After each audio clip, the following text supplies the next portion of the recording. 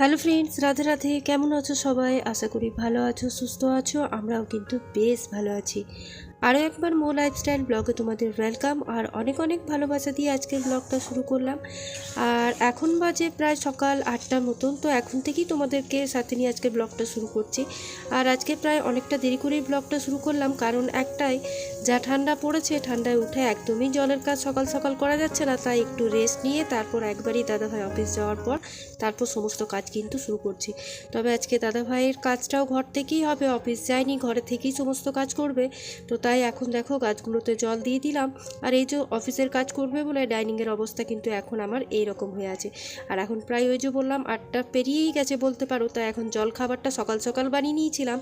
আর এদিকে বাসি যা কাজ ছিল, কাজকর্ম, বাসি কাজ বলতে বাসি কাপড় ছাড়া, বাসি ঘর ঝাড় দেওয়া, তারপর টুকিটাকি বাসন টাসন এগুলো পড়েছিল, সেগুলো কিন্তু আমার হয়ে গেছে।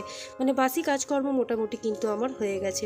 আর এখন এই যে ফ্রিজ থেকে শাকটা বের করে রাখলাম, তো যেহেতু একটু জল জল ছিল তাই দেখছি কীরকম শাকের গোড়াগুলো আছে সেগুলো একটু পচা পচা হয়ে গেছে। তো সেগুলো এখন বাদ দেবো, তাই এগুলোকে ছাড়িয়ে একটু রোদে দিয়ে দেবো। তো চলো এখন ব্রেকফাস্টটা করে নিই।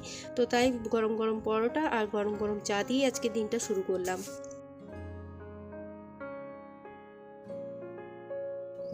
যদিও এত সকাল সকাল খাওয়া দাওয়া হয় না, তবে ওই যে আজকে হাজব্যান্ড বাড়িতে ছিল, তো তাই বললো একটু গরম গরম পরোটা আর চা বানিয়ে দাও, তাহলে খাওয়া যাবে।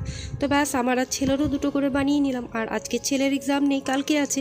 তো তাই ও পড়তে বসে গেছে আর আমি কিন্তু এতক্ষণে ডাস্টিংয়ের কাজে হাত দিয়েছি। আর রান্নাঘরটাও একবার পরিষ্কার করে নিলাম। রুটি করার পর রুটির যে গুঁড়োগুলো পড়ে থাকে সেগুলো দেখতে দেখবে বড্ড বাজে লাগে। তাই কিন্তু একবার রান্নাঘরটা একবারই পরিষ্কার করে এসে তারপর এখন বেডরুমটা ক্লিন করে নিচ্ছি। এদিকে বেডটাও কিন্তু তুলে নিয়েছি। তবে একটা র্যাক আমার ছেলে এখনও উঠাতে দেয় নাই, ওটাও গায়ে নিয়েই পড়াশুনো করছে। তো যাই হোক, এখনও যতক্ষণ পড়ছে ততক্ষণ তো ওটা থাকবেই। আর যতই বলো যা শীত পড়েছে, র্যাক ট্যাক উঠাবার একবারই দরকার পড়ছে না। সবসময় মনে হচ্ছে বিছানার তলায় কম্বলের নিচে সবসময় শুয়ে থাকি বা বসে থাকি। তো যাই হোক, সেসব তো আছে, আমাদের তো চলবে না, আমরা তো গৃহিণী, আমাদেরকে কাজকর্ম প্রতিনিয়ত করে যেতেই হবে। সবারই রেস্ট আছে, আমাদের কোনো রেস্ট নেই।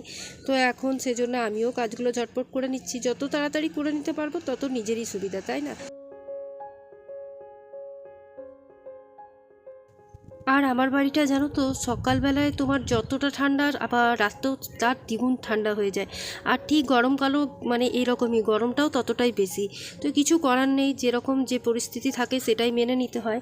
আর এখন এই যে বোতল যেগুলো খালি হয়ে গেছিলো সেগুলো এখন রিফিল করে এখন রোদে দিয়ে দেবো।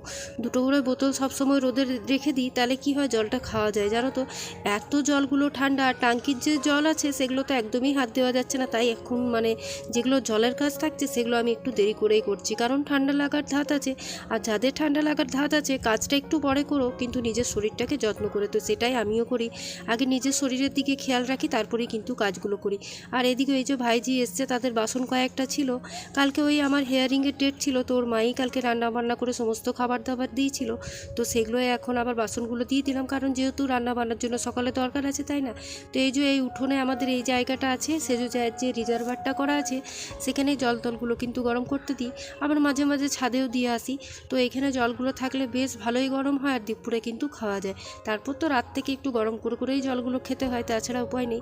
তো ভাইজিও এদিকে শাকগুলো নিয়ে এসে বাছতে বসলো, আর আমিও বললাম দাঁড়া স্নান টান সেরে আসি, তারপর কিন্তু আমিও শাকগুলো বাছবো। তো এখন তোমাদের সাথে প্রায় স্নান টান করে তারপর দেখা হচ্ছে। প্রায় 10টা মতন তো বেজেই গেছে, তাই আর দেরি করলাম না। তাই নিজে একটু স্নান করে নিলাম, মাথাটা আজ আর ভিজেই নি। তো মুখে চলো একটু ক্রিম লাগিয়ে আর একটু ওই লিপ গ্লস লাগিয়ে ব্যাস আমার মানে স্কিন কেয়ার ডান। আর শীতে কি স্কিন কেয়ার করবো, যা ঠান্ডা লাগছে, কিছু করতেই কিন্তু একদম ইচ্ছে করছে না।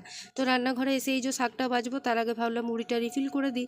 তো বাবা, একটা কাজ করতে যেই যাবো সেই আরেকটা কাজ কিন্তু বেড়ে বসে থাকে। তো এই যে দেখতেই পাচ্ছ, মুড়িগুলো এদিক ওদিক ছড়িয়ে ছিটিয়ে গেল, তো এখন আবার সেগুলো উঠিয়ে রাখি।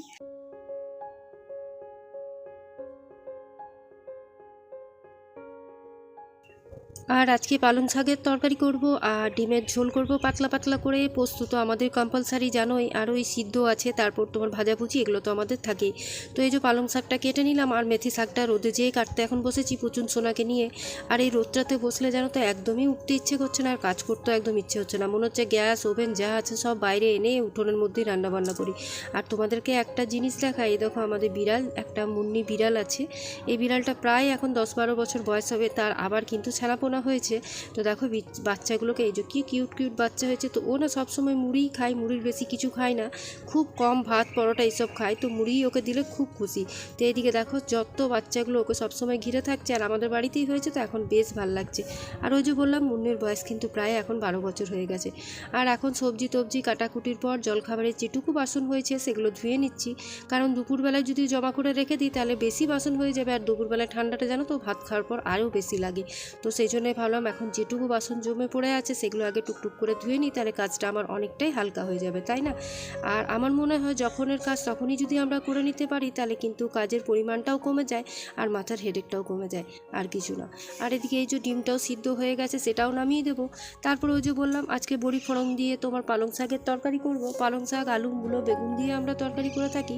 তো তার মধ্যে কোনো রকম মশলা দিই না, একটু আদা বাটা, একটু তেজপাতা, একটু কালো জিরে, তারপর আর একটু জিরে, ব্যাস এইটুকু মশলা দিয়ে ভাজা ভাজা করে আমরা পালং শাকের তরকারিটা করি। এটা মায়ের কাছেই শেখা। আর এরকমভাবে তোমরা একবার ট্রাই করে দেখো, অবশ্যই দেখবে খেতে কিন্তু ভালো হয়। আর নামাবার সময় পরিমাণ মতন একটু মিষ্টি, আর কিছু না, আর একটু ভাজা ভাজা হবে, তাহলে দেবে কিন্তু পালং শাকটা খেতে ভালো লাগবে। এদিকে যতক্ষণ তরকারিটা হচ্ছে ততক্ষণ দেখলাম ডিমটাও সিদ্ধ হয়ে গেছে। তো এখন আমি ডিমটা ছাড়িয়ে নিচ্ছি। আর আমার মতন কার কার বিরক্তি লাগে বলো তো, এই ডিম ছাড়াতে আর মাছ ভাজতে? আমার ভীষণ বিরক্তি লাগে। তো কিছু করার নেই, খেতে হলে তো এই কাজগুলো আমাদেরকেই করতে হয়। আর এদিকে এই যে এখন আমার তরকারিটা হয়ে গেছে বড়ি ফোড়ন দিয়ে। তো চলো এখন এটা উঠিয়ে বাটিতে রেখে দিই।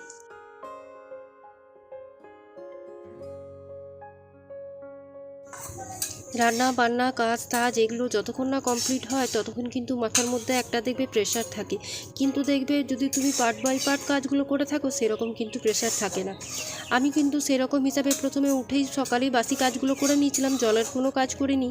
আর তারপর কিন্তু ওই যে জল খাবারটা বানিয়ে রেডি রেখে দিয়েছিলাম। তারপর খানিকক্ষণ প্রায় মানে আধ ঘন্টা মতন বসেইছিলাম, ফোন দেখছিলাম, ইয়ে করছিলাম।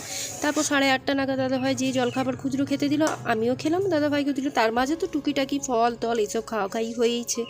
তো তার মধ্যে কিন্তু দেখবে কাজগুলো কমপ্লিট হয়ে যায়। আমার কিন্তু 11:30 পৌনে 12টার মধ্যে একদম রান্না কমপ্লিট হয়ে গেছিলো। ভাতটা একটু দেরি করেই নামাই, যাতে গরম গরম ভাতটা খেতে পারি। আর এদিকেও গরম গরম বেগুন ভাজা করেছিলাম। এখনকার বেগুনের তো আলাদাই টেস্ট, বুঝতেই পারছো। আর এই যে এখন ডিমটা ভাবলাম একটু ঝোল করবো না, কষিয়ে রাখবো, তাই এখন ভালোভাবে কষিয়ে নিচ্ছি। আর দেখবে গরম গরম ভাতে ডিম কষা, তারপর গরম ঘি, তারপর বেগুন ভাজা, এগুলো দিয়ে খেতে কিন্তু বেশ ভালো লাগে, তাই না?